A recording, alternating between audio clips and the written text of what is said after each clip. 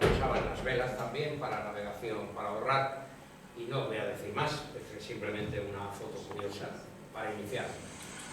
Vamos a entrar en harina con un ruido marino, muy animadito, como me gusta siempre empezar.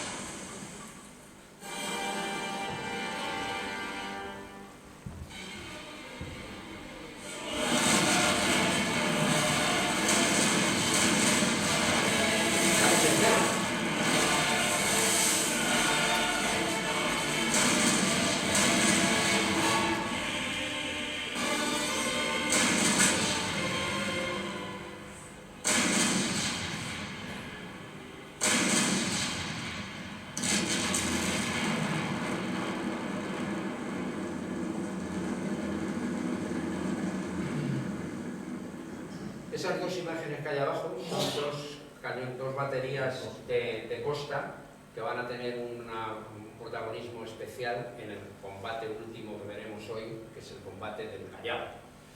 Bien, realmente la guerra duró del 64 al 66, aunque las primeras cosas primeros problemas que iniciaron la guerra se iniciaron en el 73. Fue un conflicto de España contra Chile y Perú, en el que circunstancialmente y sin apenas protagonismo intervinieron Bolivia y Ecuador también, pero en fin, pues ahora luego lo veremos, los chascarrillos. Vamos a ver el índice que vamos a seguir. Esas son las tres banderas de los que entraron en el conflicto: España, Perú y Chile. Bueno, lo primero, tenemos que dar un paseíto por los procesos de independencia continental, cómo se produjeron. Es una simple pincelada para meternos para ver un poco lo anterior, de dónde veníamos.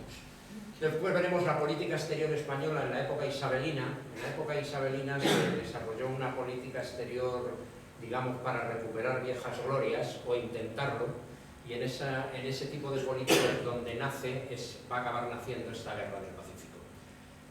La guerra, propiamente dicha, no empieza en el siguiente apartado, pero el siguiente apartado es simplemente una extraña expedición científica que aprueba Isabel II, y que se lanza hacia el Pacífico con unos barcos que ahora veremos, y por una serie de circunstancias que luego veremos se complica. La primera complicación es con Perú, luego lo veremos, y España ya de los primeros momentos necesita reforzar su escuadra en el Pacífico, porque la cosa se está poniendo un poquito fea. Hemos enfadado a los peruanos.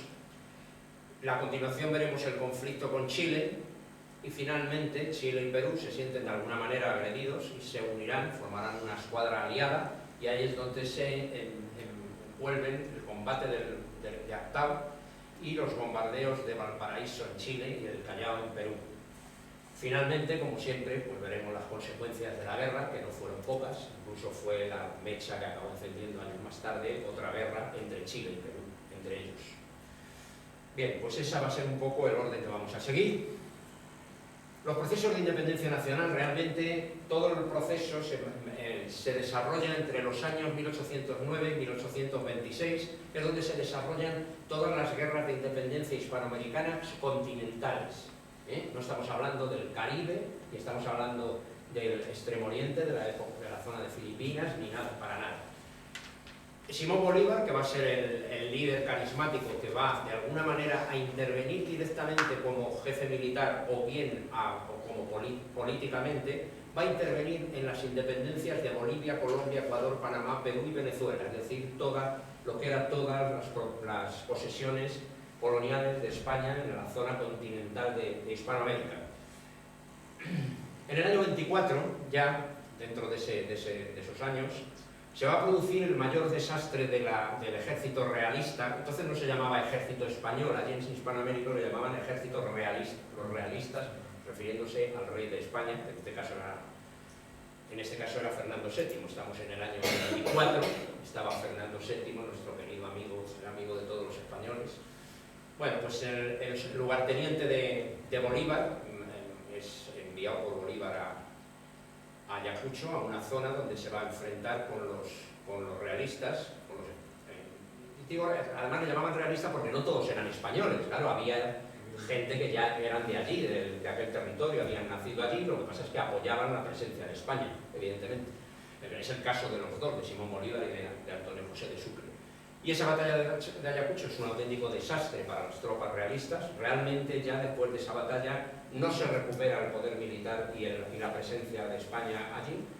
Se puede decir que desde el punto de vista incluso administrativo de la zona, pues España ha perdido va perdiendo su presencia.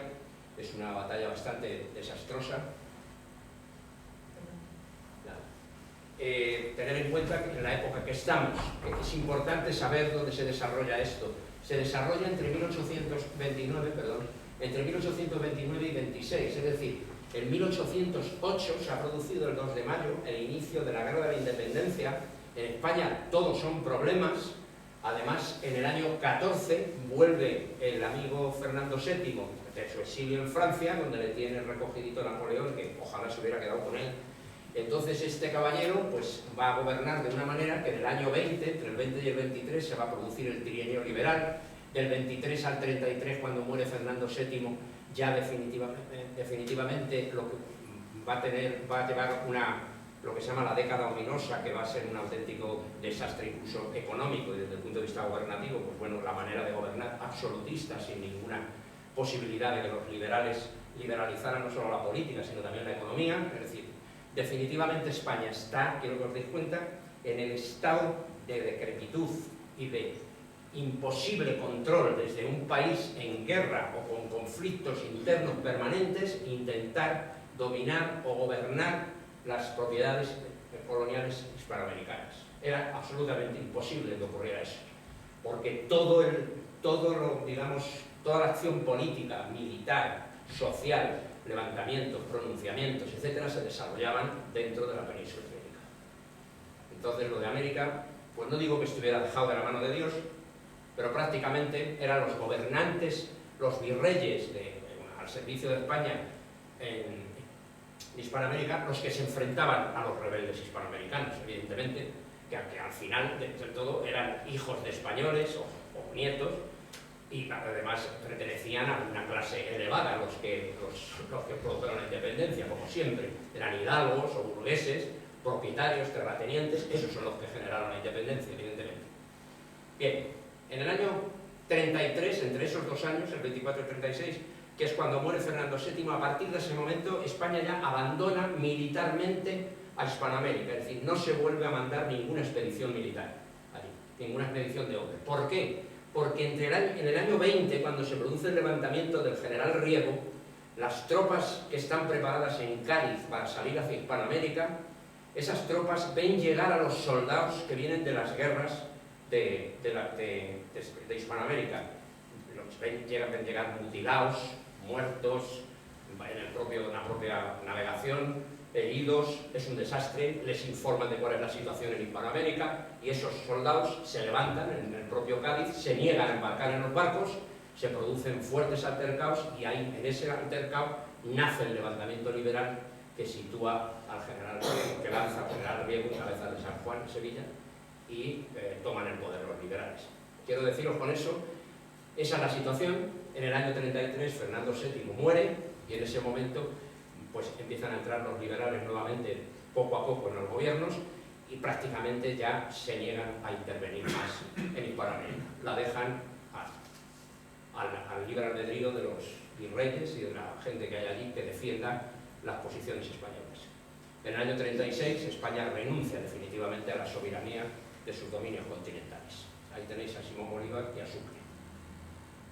Y en el 44 Chile logra definitivamente su independencia respecto a España. Es la que logra la independencia con un acuerdo con España en el año 44. Tiene unas relaciones diplomáticas normales, de amistad, sin ningún problema, que luego se van a enrarecer. Y ya por los años 60 empieza a producirse un hecho, y es que empiezan a intervenir, aunque no han dejado nunca de intervenir, ingleses, franceses, holandeses, etcétera, en América Latina, todos con la misma obsesión, evidentemente, con coger las materias primas, etcétera, etcétera, es decir, el comercio. Empiezan a intervenir y, bueno, pues en Chile, curiosamente, se produce un rechazo de la intelectualidad, un rechazo muy fuertísimo a la influencia cultural española. Sin embargo, son varios países europeos los que están intentando pues eso, esquilmar la zona. Y finalmente pues el rechazo se produce contra España, es decir, que ya hay a partir del 60 hay una cierta mala relación con Chile. Bien. La política exterior española de Isabel II, que como sabéis va a reinar como tal reina a partir de los 14 años, del año 43 al 68, pues lo que va a intentar es situar a España en el círculo de las grandes potencias. ¿Qué es lo que ha ocurrido? Pues lo que ha pasado es que se ha terminado la primera guerra carlista, incluso la segunda, se está a principios ya de los 60, y lo que está ocurriendo es que, con motivo de las guerras carlistas, el ejército español y la marina han mejorado su situación, porque las propias guerras carlistas han obligado a comprar armamento a Inglaterra, a reforzar la marina, y entonces, bueno, pues el ejército isabelino, si alguna vez vais al museo del ejército en Toledo, que os lo recomiendo fehacientemente, que no tiene nada que ver con el desastre que era el que había aquí en Madrid, pues veréis que hay una sala cedida por un teniente coronel, creo, que tiene soldados, una serie de soldados, tiene todo el ejército isabelino, todas las unidades del ejército isabelino están en una mesa impresionante, un desfile increíble. O sea, a mí es una de las cosas que más me gustó, porque están presentes todas las unidades del ejército isabelino, lo cual da una idea de que había una experiencia militar adquirida en la época de las guerras carlistas. Tener en cuenta que incluso los propios carlistas, los oficiales, se han integrado en el ejército convencional, con lo cual se tiene un ejército con experiencia de combate. Las naves, la marina se ha también reforzado. Bueno, está en una situación, digamos, militarmente con posibilidades de expansión. Estoy hablando como una persona de aquella época. Otra cosa es el juicio que tengamos de hacer ese tipo de cosas. Hoy día las consideramos absurdas, vamos, por lo menos como una cosa mala y tal. En aquella época no, para nada. Hasta tal punto no era así, que España se va a empezar a embarcar en una cosa que llaman entonces acciones de prestigio o de exaltación patriótica, ¿vale? Es decir, va a desarrollar por una causa o por otra una serie de actividades junto con Inglaterra y Francia en diferentes puntos del globo en los que va a intervenir, y de una vez va a salir mejor o peor para nada. El hecho cierto es que se monta dentro de esas actividades, y esas incluso desde el punto de vista de la población, pues no son mal recibidas. O sea, la gente dice, hombre, empieza a soñar otra vez con un posible imperio. Tener en cuenta que aquella gente todavía tenía en la cabeza sensación de que habíamos sido maltratados en Hispanoamérica, maltratados por Inglaterra, maltratados por todo el mundo, y que el imperio se había hundido por culpa de todos los demás y no por nosotros mismos, cuando la cosa no es así. Entonces, pues ver que reverdecía aquel espíritu de invasión de territorios, pues parece que a cierta parte de la población le gustó. Y en esas estábamos cuando empieza a embarcarse en una serie de conflictos. Entre el año 59 y 60, lo que ocurre es que en Marruecos se producen unos conflictos fronterizos en los territorios de Ceuta y Melilla con los marroquíes. En esos conflictos, el O'Donnell, que en ese momento es el jefe del ejército, no admite las disculpas del sultán de Marruecos porque le suenan a mentiras, probablemente lo sería, no digo que no, pero el hecho cierto es que monta un ejército de 40.000 hombres y se lanza sobre Marruecos a recuperar Ceuta y Melilla, con la intención de tomar Tánger y Tetuán, casi nada, en un territorio inmenso de todo el norte de África. Y en esa lo más que consiguen es consolidar los territorios de Ceuta y Melilla y expulsar de allí a los marroquíes, pero hay una batalla importante, la batalla de Castillejos, en que el general Prim, con sus voluntarios catalanes, sí, catalanes y voluntarios, que no se desapunten porque se apuntaban también. Bien, pues el general Prim los derrota a un ejército de 20.000 árabes, y a partir de ese momento, bueno, pues han consolidado Ceuta y Melilla, pero no han conseguido nada más. En el año 58 al 62, además, España tiene capacidad para embarcarse junto con Francia, en una expedición franco-española a Cochinchina. Cochinchina era Vietnam. Bien, esa expedición se produce porque es asesinado en Cochinchina un obispo español y varios misioneros. Teníamos la manía de ir a la zona oriental del mundo, teníamos la costumbre de ir siempre con más misioneros que soldados, lo cual pues no era nada beneficioso, porque enseguida se los cargaban. Claro. Entonces Francia, que ya ha puesto los ojos en Vietnam, voy a decir Vietnam porque Cochinchina me cuesta decirlo, no sé, antiguamente mi abuela lo llamaba Conchinchina, con N, pues no, es Cochinchina. Bueno, pues yo que voy a decir bien. Bueno, pues Francia lo que ocurre es que le pide ayuda a España, que le deje los puertos de Filipinas, España se los cede y de paso interviene también en la expedición. Pero claro, cuando llegan allí se dan cuenta de que lo que Francia quiere es quedarse, toma Saigón, se asienta en Saigón y se queda como colonizador de Vietnam definitivamente. Bueno, España se vuelve y se acabó. En el año 61, al mismo tiempo, se fijaron las coincidencias, pues se embarca en una expedición anglo-franco-española, porque Francia, sabéis que Napoleón III está intentando colocar como emperador a Maximiliano, que será Maximiliano I, emperador de México, que es hermano de Francisco José, y están intentando, entre los Austrias y Napoleón III, están intentando que México, como muchos gobernantes mexicanos querían, se convierta en una monarquía, y entonces, bueno, embarcan a Inglaterra y a España en la operación, esta operación de ir a México, porque ha habido determinados altercados políticos que no voy a meterme en eso, y cuando llegan allí se dan cuenta que lo que quiere Napoleón es poner a Maximiliano de emperador, y además les han tomado prácticamente el pelo, con lo cual abandonan inmediatamente. Es curioso porque cuando Prim vuelve a España con las tropas con las que ha ido también se ha embarcado en esto, pues determinados políticos españoles, poco menos que le llaman traidor por haber abandonado aquello, hasta que la reina Isabel II, a pesar de todas las cosas que no hizo bien, pues salió en su defensa, y algún otro militar y tal dice, pero si es que señores, acá aquí no hacemos nada, son solo franceses los que están dominando la situación. Bien, el hecho es que nos hemos metido en otra, y del 61 al 65, en la isla de la Española, está dividida en Santo Domingo y Haití, pues en Haití ha habido una revolución negra de los esclavos, que ha sido muy sangrienta, ha sido terrible, y la zona oriental de Santo Domingo pues tiene un verdadero pánico a que eso se propague, y el propio presidente Pedro Santana le pide a España que vuelva nuevamente a ocupar Santo Domingo, y que lo pone en sus manos y le cede el territorio. Bueno, eso dura un año o menos, y al final pues se tienen que ir.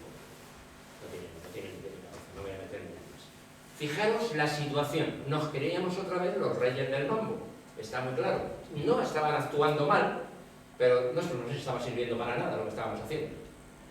Bueno, y en esas estamos, en mitad de toda esa vorágine, en el año 62 se produce otra expedición de estas de prestigio. Isabel II aprueba el envío de una expedición científica a Sudamérica con 4 navíos de guerra. Parece mucho para ser una expedición científica, ¿no? Demasiados. Bajo las órdenes del vicealmirante Hernández Pinzón. Pinzón es heredero, es descendiente directo de los hermanos Pinzón, y allá que va con 2 fragatas de vapor, la Triunfo y la Resolución, y una corbeta y una goleta. Esa es la Virgen de Covadonga, esa foto la he hecho yo en el Museo Marítimo, como veis, es una goleta, es un barco relativamente pequeño, sin blindaje, en fin. Y con eso se lanza para allá. Sí debía de tener algo de algún experimento científico o algo, pero claro, estos señores dan la vuelta por el Estrecho de Magallanes y aparecen por el Pacífico con su flota, con su escuadra. Realmente el objetivo que ocultaba era intentar ciertos acuerdos comerciales. Muchos otros países, Inglaterra, Estados Unidos, estaban por la zona con barcos para conseguir acuerdos comerciales, pues por el tema de la minería, del guano, ese famoso mezcla de excrementos de murciélagos, aves y focas, que va a convertirse en un fertilizante maravilloso, el mejor para la agricultura. De hecho, ese fertilizante es la mayor riqueza que tiene Chile. Bueno, ese es uno de los aspectos. El hecho es que, bueno, tampoco son unas pretensiones guerreras, y en esas están. La flota llega en el año 63, por eso os decía que la guerra realmente empieza en el 64, llega a Valparaíso, en Chile, es muy bien recibida, después sube a Perú, llega al puerto del Callao, también es bien recibida por las autoridades, los bancos españoles también hacen sus festejos y sus cosas, y parece que no pasa nada, pero resulta que en agosto del 63, en el verano, se ha producido un altercado en una hacienda de Perú, en Talambo, que es una población del interior ya de Perú, y el problema es que hay allí, la hacienda está compuesta por emigrantes vasco-españoles y peruanos. Entonces se produce un enfrentamiento con el terrateniente de la hacienda, en el que muere un vasco-español, un peruano, un montón de heridos. Hay un enfrentamiento, pues no sé si inicialmente es entre los vasco-españoles y el dueño de la hacienda, pero que acaba produciendo un enfrentamiento entre peruanos y vasco-españoles, y ese enfrentamiento pues, produce una serie de cosas, y el almirante Pinzón, que va camino de California para darse otro paseo por Estados Unidos, que no he conseguido saber por qué iba para allá, pero bueno, el hecho cierto es que le habían invitado a San Francisco. Cuando va de camino para allá, recibe la noticia de lo que ha ocurrido y ya tiene la excusa para liarla. Era la cosa. Entonces se vuelve inmediatamente a Perú, pide explicaciones y cuando entran a pedir indemnizaciones por los gastos que costó a España las guerras de independencia. Empiezan a reclamar indemnizaciones. Bien. Perú responde que el asunto de Talambo es un asunto interno y que lo resolverá su justicia. Una compensación correcta, pero Pinzón no está de acuerdo. Y el gobierno español va a aprovechar el incidente para reclamar el pago de las deudas ocasionadas en la guerra de la independencia y envía, no se le ocurre nada mejor, bueno, es que claro, en esta época, en el 63, fijaros bien que estamos a 5 años de que echar a Isabel II de España. Ya hay unos ciscos entre liberales progresistas y liberales moderados considerables. España está en un movimiento político tremendo. En el 54 ha habido ya una revolución, estamos próximos a otra. Entonces no se les ocurre mandar más que a un funcionario. Un funcionario sin casi autoridad, el comisionado Eusebio de Salazar. Los peruanos lo consideran una afrenta porque el que está mandando es un funcionario colonial, como diciendo ustedes nos están tratando como una colonia. Aquí tiene que venir para tratar de una cosa tan grave como el tema de las indemnizaciones por la guerra de la independencia, que es posible que España tuviera motivos para reclamar algo. Cuidado, no quiere decir que no, porque en las guerras también se acaba pagando cuando se acaban en billetes ciertas cosas, pero bueno, el hecho cierto es que era una cosa a nivel de embajadores, tenía que haber ido un embajador, no este hombre, que le metieron en un jardín, que para qué. Bueno, el hecho es que intentó negociar con el ministro de Asuntos Exteriores y poco menos que le echaron, o sea, no tenían salud.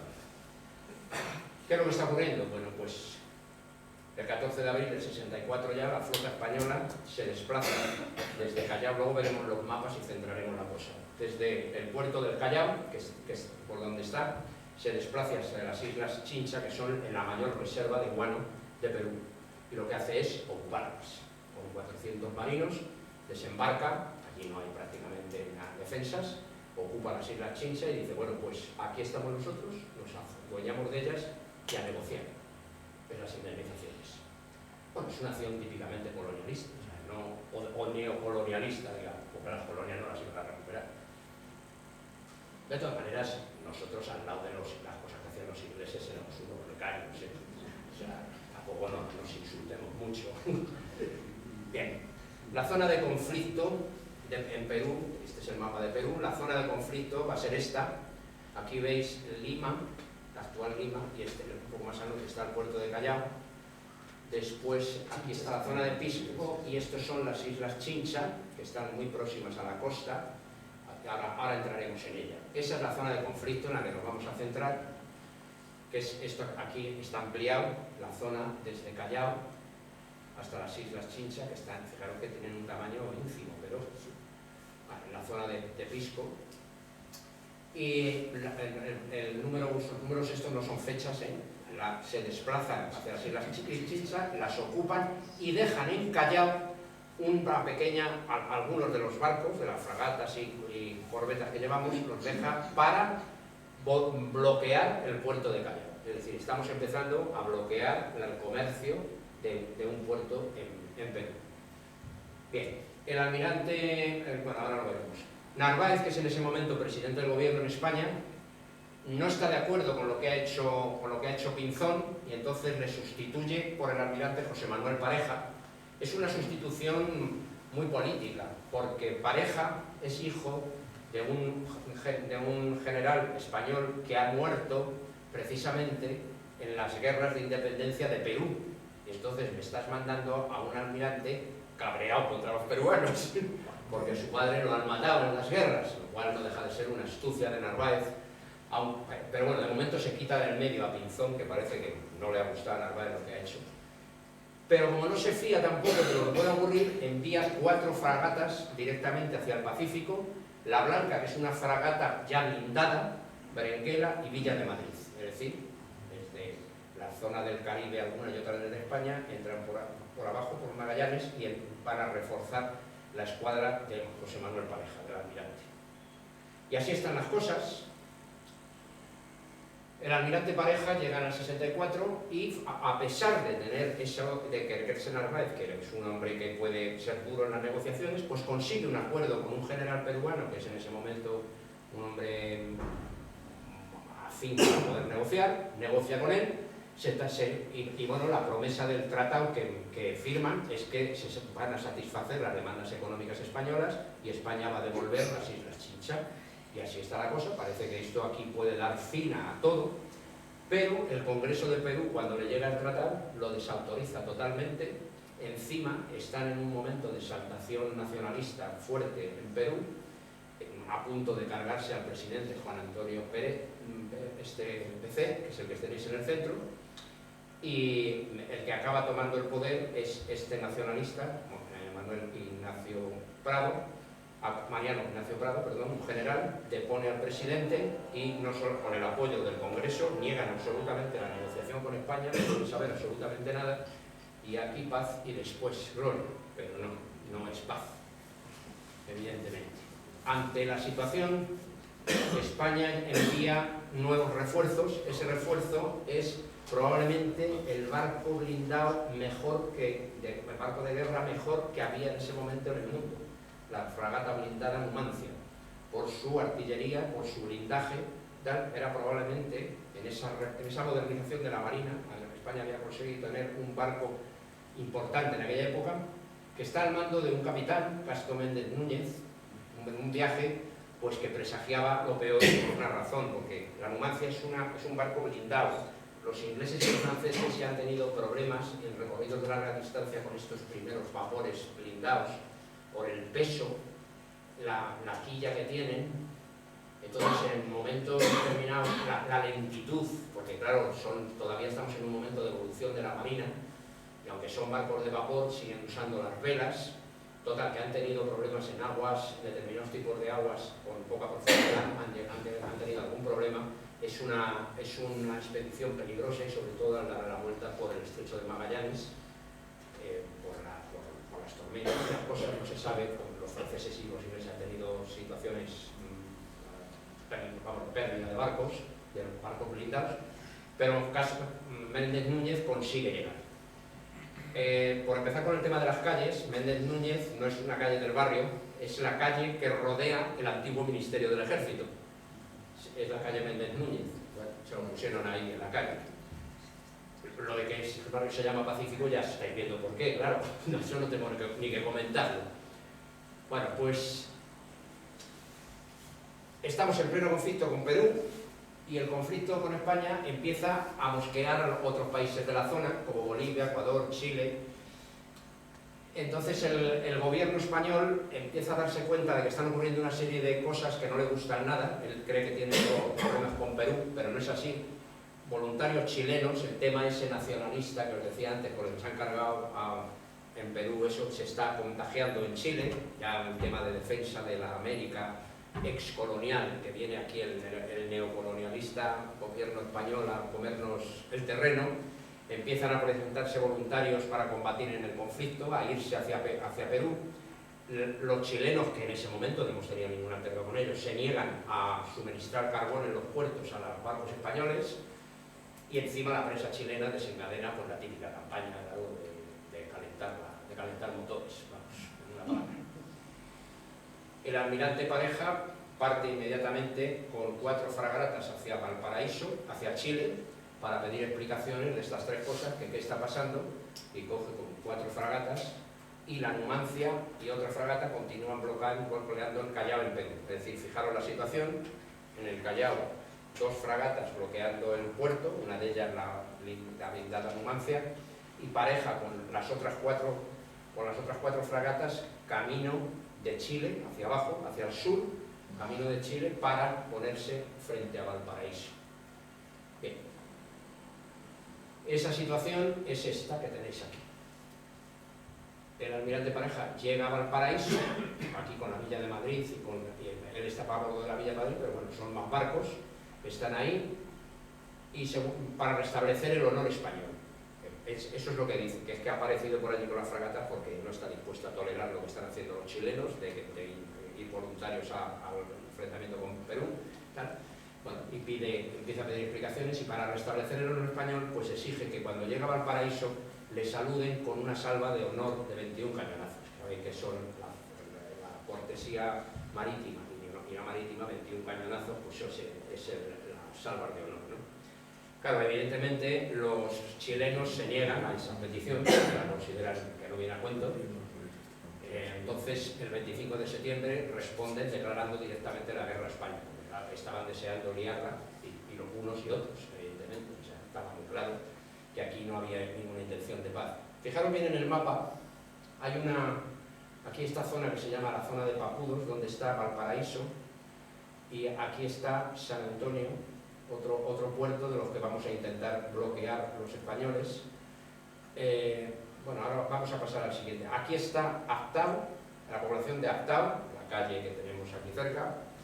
Aquí está una población enfrente que se llama Chacao. Entre medias de Actao y Bacao hay un canal que ahora le veremos más ampliado para poder pasar los barcos. Aquí está el famoso Puerto Montt, ese que sale hasta en las canciones de Víctor Jara. Bien, y en esa situación, cuando O'Donnell, que es ahora el presidente del gobierno, el año siguiente ordena a Pareja detener sus acciones y que se esté quieto y se deje de bloqueos y de enfrentamientos, pues Pareja no hace ni caso, desobedece. En aquella época un almirante en el Pacífico, solo y con sus barcos y sus fragatas y sus tal, le llegaba la orden de que tenía que retroceder, y ya os podéis imaginar la contestación, ¿no? Pues, por decirlo en palabras bonitas, perderlas al segado, ¿eh? Y yo sigo con la mía, y eso es lo que hace.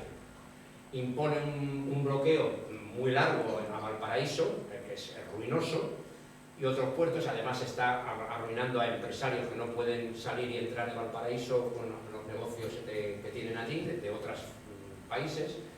Y bueno, además la pretensión de Pareja, lo peor de todo, es que tener la pretensión con 6 barcos de bloquear todo Chile por miles de kilómetros, pues era, vamos, no saber ni geografía, o es que ya tenía un cabreo tan importante que le daba lo mismo.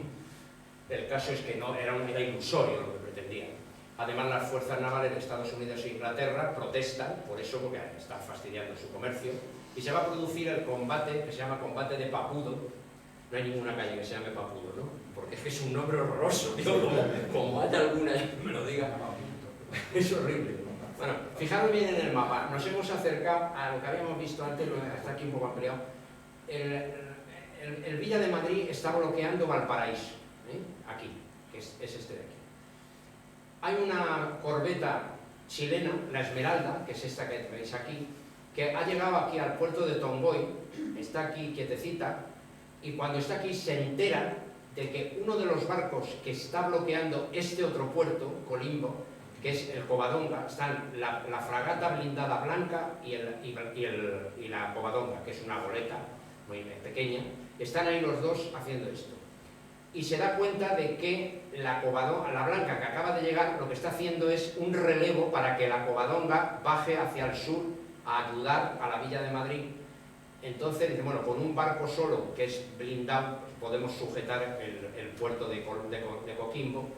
y entonces la Covadonga que se vaya para abajo. Pero el comandante de la chilena Esmeralda, que se llama Juan Williams Rebolledo, de descendencia española y inglesa, como podéis imaginar, que está en Tongoy atracado, se entera de que la Covadonga va a ir hacia el sur, se huele que va a reforzar otro punto de bloqueo, y entonces se coloca en alta mar esperando a que llegue la Covadonga. Y cuando llegan, se enfrentan, evidentemente. Además, este Rebolledo es un hombre listo, lo que hace es que pone bandera inglesa en la corbeta, pone bandera inglesa y se acerca a la Covadonga a medida que la Covadonga va bajando hacia el sur.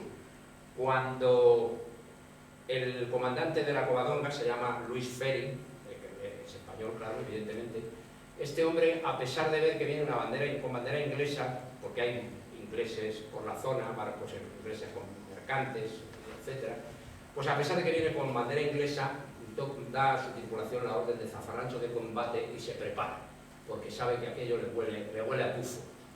Y efectivamente así es. La Esmeralda, cuando está a una distancia adecuada del barco español, se coloca de estribor, arriba la bandera inglesa, coloca la chilena y empieza a disparar simultáneamente. Pero claro, Ferry está preparado y hace lo propio.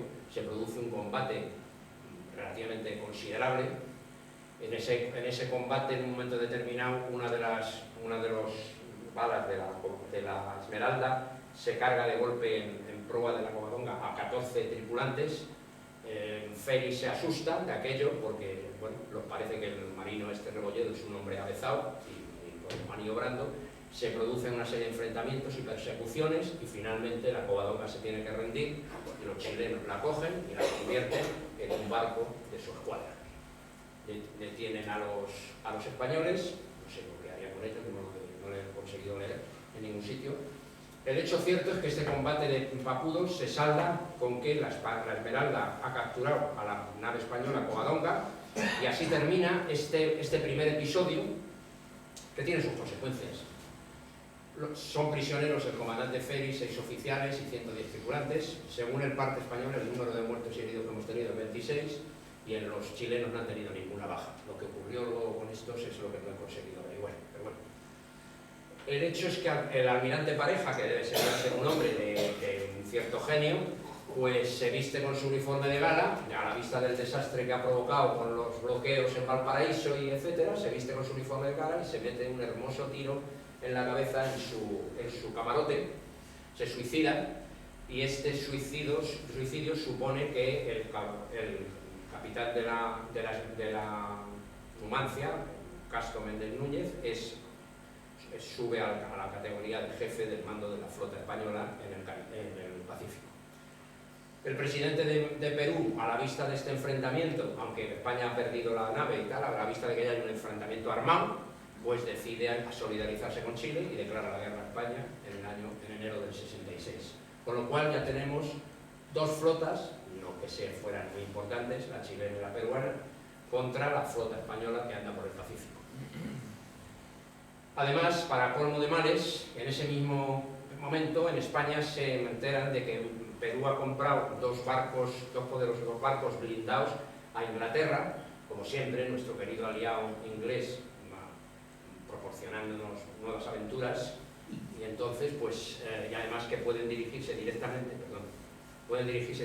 a Cádiz, o bien a las sospechas que pueden atacar a los barcos mercantes que suministran cosas a la flota del Pacífico, pueden atacarlos en el Atlántico. A la vista de esa situación, el gobierno español envía una fragata a Gerona, la envía y efectivamente en la isla de Madeira captura un crucero chileno construido por Inglaterra. Allí, lo cual la idea de que nuestros queridos amigos y aliados, pues fijaros que estamos con ellos, que hemos ido con ellos a México, hemos estado claro, aquí en esta época, igual que hablaban mucho del honor y de la patria y de todas esas cosas, pero luego no hacían mucho caso. Bueno, ya estamos en finales del 65, además ya la flota chileno-peruana ya es una escuadra aliada, se concentra en el llamado astillero de Actao, ese punto que os he señalado antes en el mapa, que ahora lo volveremos a ver, en ese astillero, que es un entrante marítimo entre medias de islas. ya os podéis imaginar el problema que van a tener los barcos españoles, que es el de fondo de las aguas. Ese es el problema que vamos a tener frente a la isla de Chiloé. Ahora la veremos. Las naves chilenas están compuestas por la Esmeralda, la Covadonga, que antes era nuestra, y Maipú, las peruanas por la Huáscar e Independencia. Y al mando pues se coloca a quien ha ganado en el combate de Papudo, a Rebolledo.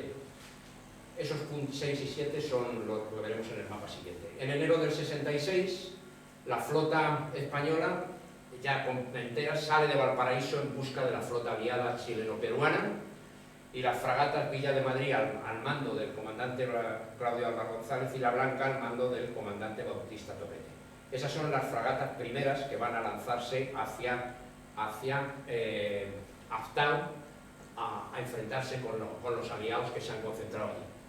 Bien, este topete, por eso tengo puesta la flecha, este topete es precisamente el que va a ser vicealmirante y se va a levantar en Cádiz contra Isabel II y desencadenar la revolución de 1868. Este precisamente. Ese es. ¿Os acordáis de cuando dije lo del siglo XIX, cómo se forma toda esa concentración de políticos militares en Cádiz y se desencadena desde allí la revolución del 68 que va a echar a Isabel II?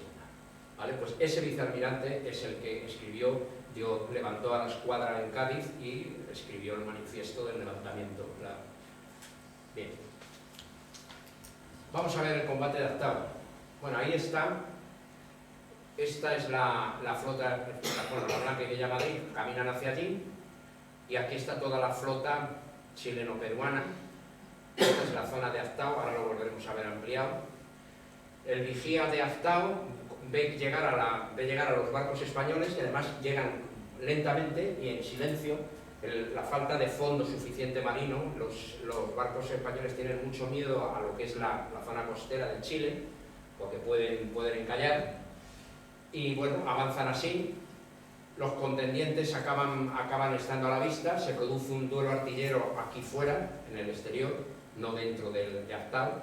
Se produce un duelo artillero bastante considerable, en donde pues las naves españolas no pueden acercarse mucho porque tienen miedo a varar. Y bueno, no sale nadie vencedor, o sea, se queda, por decirlo de alguna manera, en tablas. Lo único que ocurre es que la flota aliada entra por el estrecho, por el canal este que hay aquí entre Aztao y Chacao y se mete dentro de esta zona de aguas bajas. Ahora está ampliada aquí, es decir, han entrado por aquí la flota chileno-peruana y aquí va a haber otro combate antes de llegar aquí.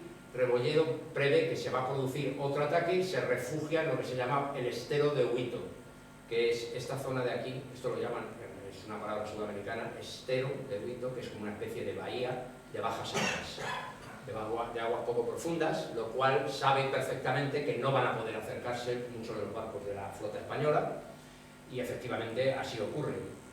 La escuadra española llega hasta aquí, lo único que puede hacer es dedicarse a navegar por esta zona a buscar a la escuadra aliada. Finalmente, la Numancia, la Blanca y la Villa de Madrid consiguen detectar a la escuadra aliada, pero no hay forma humana de hacerlos salir de aquí.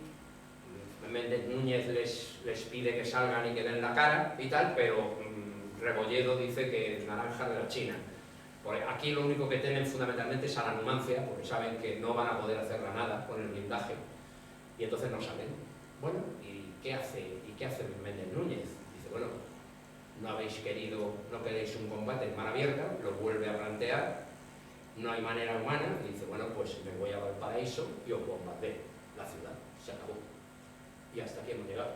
Entonces dice, pero bueno, ¿es una acción correcta? No, es una acción típica de la época. Es decir, tú no sales a combatir, pero yo te voy a llevar el combate a otro punto de tu territorio, ni más ni menos. Esto es un ejército, no es una ONG. Entonces, pues tú no has salido, pues allá voy. Pero claro, en allá voy hay que tener mucho cuidadito, porque la flota española no tiene apenas apoyo logístico. Es una flota prácticamente aislada en el Pacífico, que cuando consigue carbón lo consigue casi por la fuerza, con escasez de víveres, y además se han unido al festejo Ecuador y Bolivia, aunque no con ninguna potencialidad marítima, pero bueno, están dispuestos a, si hay que hacer algo, el terreno, pues están dispuestos a intervenir, le declaran la guerra a España también. Y finalmente Méndez Núñez se va hacia Valparaíso para bombardear. El 27 de marzo del 66 notifica al gobernador de Valparaíso que hice banderas blancas en hospitales, iglesias y casas de beneficencia para practicar el tiro y disparar sobre la ciudad y sus defensas. Realmente, analizando un poco la cosa, parece que Méndez Núñez va con guante blanco. Bueno, es un guante blanco relativamente, porque lo que va a ocurrir es que va a destruir prácticamente la ciudad. Lo que va a ocurrir es que además el general Kirkpatrick, que es uno de los generales de la guerra de secesión de Estados Unidos, o sea, uno de los vencedores, ordena inmediatamente a sus barcos en la zona atacar a la Numancia, sabe perfectamente cuál es el peligro, y bueno, ahora va a responder una cosa Méndez Núñez, pero antes de decirlo, quiero deciros que el general Kirkpatrick se lo dice al comodoro Roger, que es el que manda la flota en el Pacífico, la flota norteamericana. El comandante Roger, sorpresivamente, dice que él no está dispuesto a desencadenar una guerra con España y que no va a actuar contra los barcos españoles. Claro, oh sorpresa, se han vuelto santos estos chicos de USA. ¿Por qué no quieren intervenir si tienen una flota? Pues tienen una flota, pero no es muy buena. ¿Por qué? Porque los americanos han terminado la guerra de secesión en el año 65. Quiere decir que en ese momento en Estados Unidos la situación económica y toda la acción política está en la reconstrucción del país. Es a donde están volcando toda su economía y todas sus acciones. Reconstruir el país, redirigir al sudismo hacia la creación de los Estados Unidos de América. No tienen intenciones de guerrear no solamente con España, sino con ningún país. Están en ese momento en plena reconstrucción nacional. Ya acabarán teniendo una flota que será absolutamente insuperable y en el año 98 nos darán por todos los sitios. Pero en este momento no están dispuestos. Afortunadamente, porque si no aquí se había acabado la Marina Española, claro. Pero es que ellos tampoco deberían de tener una marina muy importante en ese momento. El hecho cierto es que Méndez Núñez les contesta por si acaso, esa es la frase exactamente: me veré obligado a hundirlos, a los barcos americanos, porque inclusive así me quede un barco procederé con el bombardeo. España, la reina y yo preferimos el honor sin barcos que barcos sin honor, que es el famoso de más vale barcos con honra que honra sin barcos, ¿vale? Entonces, bueno, pues la frase fue exactamente esta, de Méndez Núñez. Y procede, evidentemente, al bombardeo de Valparaíso. Esa pintura es una imagen bajada de internet, hay muchas, pero a mí esta me pareció más significativa, donde el 31 de marzo del 66 toda la escuadra española bombardea con 138 cañones el primer puerto chileno durante 3 horas, 2.600 bombas y más de 14 millones de dólares que destrozan. En aquel momento una fortuna, medio destrozan la ciudad y sobre todo las zonas industriales de la ciudad. Y bueno, pues ese es el efecto que tiene el no haber combatido la escuadra aliada. Pero ya tener en cuenta que tiene que bajar hacia Chile, pasar por Chile para retirarse. En principio parece que eso es lo que tiene que hacer. Pues pone rumbo al puerto peruano del Callao, que es la plaza, bajada, tiene que subir, la plaza más fuerte de Sudamérica, el Callao en Perú.